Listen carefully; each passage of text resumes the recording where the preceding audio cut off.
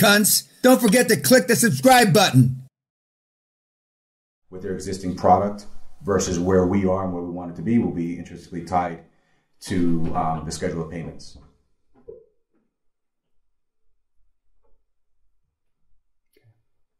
But again, this isn't a revenue play. This is more of a cost savings and accelerated outsourcing initiative.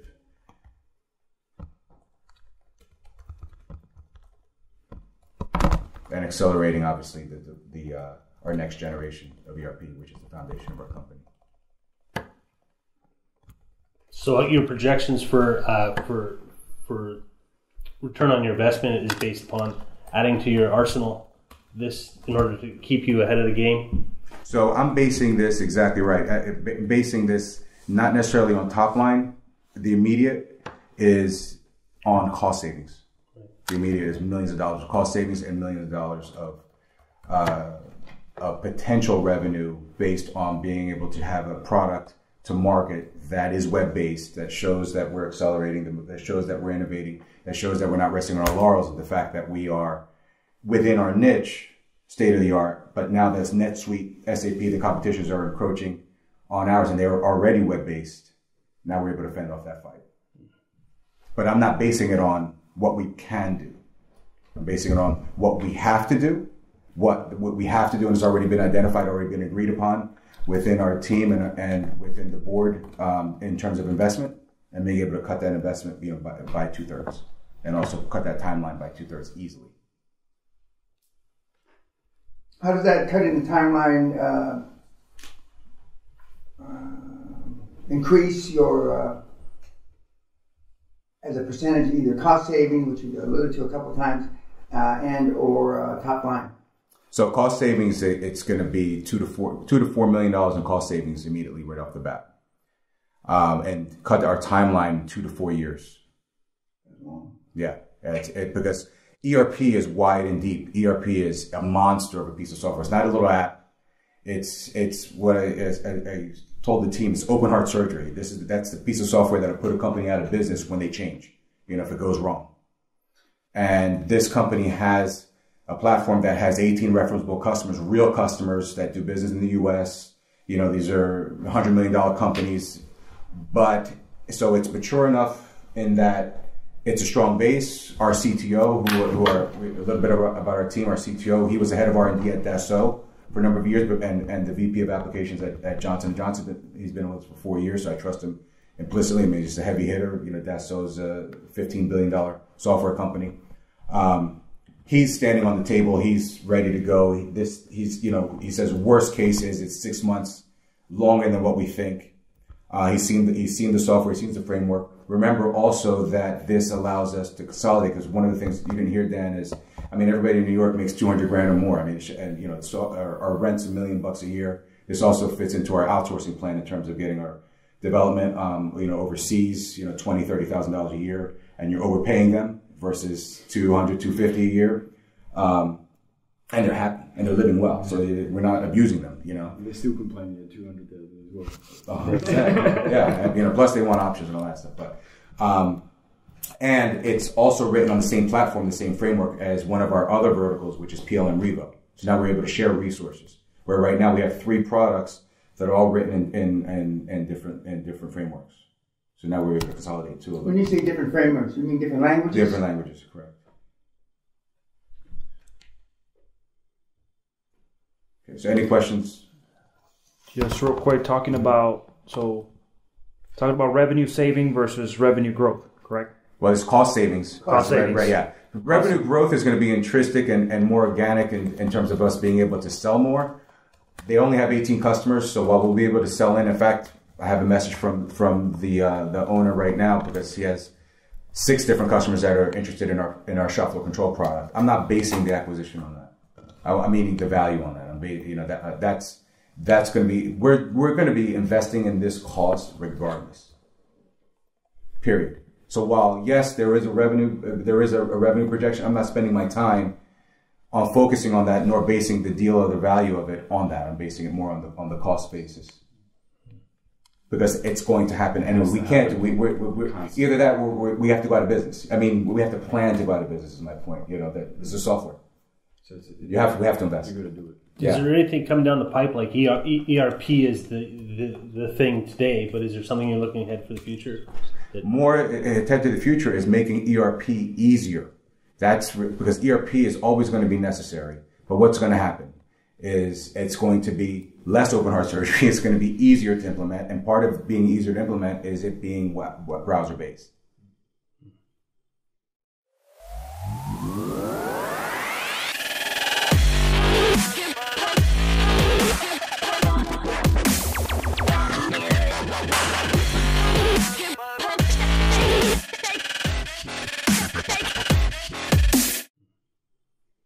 Because, the industry sometimes, what's new on the block today and what's been driving the industry today can change.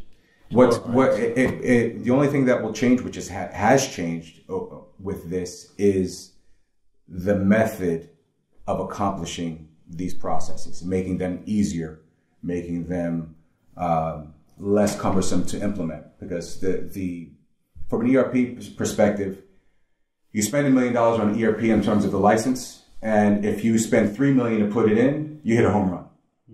So we've got that down to 1.6x. So in other words, someone spends $1 million with us, they typically spend $1.6 million to put it in.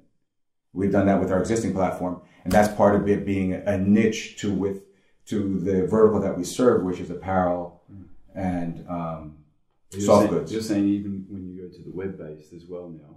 We want to get it down to 1-to-1. Our goal is to 1-to-1. Yeah.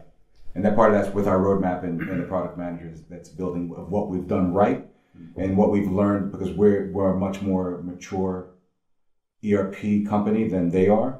So they have a good base. They have they had some good takes on a few different concepts, but they haven't done the width and depth of what we've done with ERP, which is a good thing, because now we can tie that development to their payout and also fix what we've, implement what we've done right, what we've learned, what we've done right, and also implement what we would have done differently, so to speak, within the new product.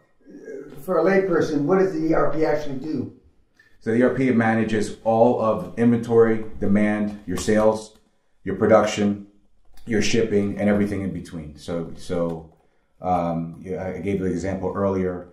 You have Walmart, who has 3,000 stores, and you're going to sell 1 million units to them.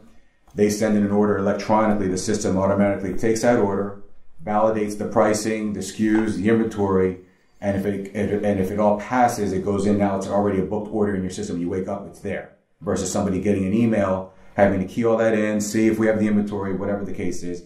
If you don't have the inventory, or if you don't have the WIP, work in process, meaning the production, that's going to fulfill that demand in a timely schedule, you'll get an exception report. You'll say, hey, we have to book more orders. We have to now allocate, take inventory from somebody else, because you have a priority list, of customers and things like that, but you're able to automate a lot of these things and do more with less people. Every company of substance, of size, has some version of ERP, whether it's SAP, NetSuite, or what have you. You can't run your business without it. Smaller businesses, they can run it on NetSuite and Excel, until they get a scale where it just becomes too cumbersome to manage things manually outside of the system. And they need to have something that has the parameters, so to speak, of the business model rules within the system to be able to process all of these transactions, a high volume of transactions with less people, less manual intervention. So where are you in the timeline of this? Should be going into board vote December 6th. I actually delayed it because I said, I'll go through it here. Maybe there's a better take on it. And then to close before the year's end? Probably January, because you know how these people are slow, especially with the holidays and so forth. And there's we don't know in terms of due diligence with Colombia, in terms of those process, but I have lawyers lined up already in Colombia. We have to translate a lot of documents. We were way past NDAs, and the guy trusts me so much because I've given him business advice in terms of deals, and I've actually gone with him on a couple of meetings. We're doing due diligence, visiting these customers, that we have all their customer contracts. We've got a ton of stuff already that normally you would get after an LOI. So the purchase price at this stage is what? $1 million. $1 million. I haven't negotiated with him. I want to negotiate a little less. What I've gotten from him from conversations initially was, I mean, it's a long story because of how the conversation came about, but was 51% of the company, $500,000. Now I want to buy the whole thing, obviously, and I want to tie in the payout to the roadmap of them developing the gaps, so to speak, of what we have.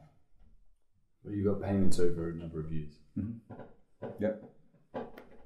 What is the plan? You have, if I understand correctly, you have office in New York? We have an office in New York, Atlanta, and Colombia. And Colombia. Mm-hmm. And we have so team members, but they would work remotely other places. I'm sorry. you want to acquire more companies in Colombia or because they have expertise here? We want to acquire this company because it gives us an instant. To me, the company's worth $500,000 if I didn't have a product. Having an office with all of those, with all the talent that can now be used for our PLM product. I mean, the amount of money that I'll make sure that nobody hears this and hears, well, my job's in jeopardy, something like that. But from an outsourcing perspective of having an instant team already cohesive, already been working together for 5 years, deployed, managed, etc. Outsourcing is not that easy. I mean, people love to say, but outsourcing could go sideways very quickly.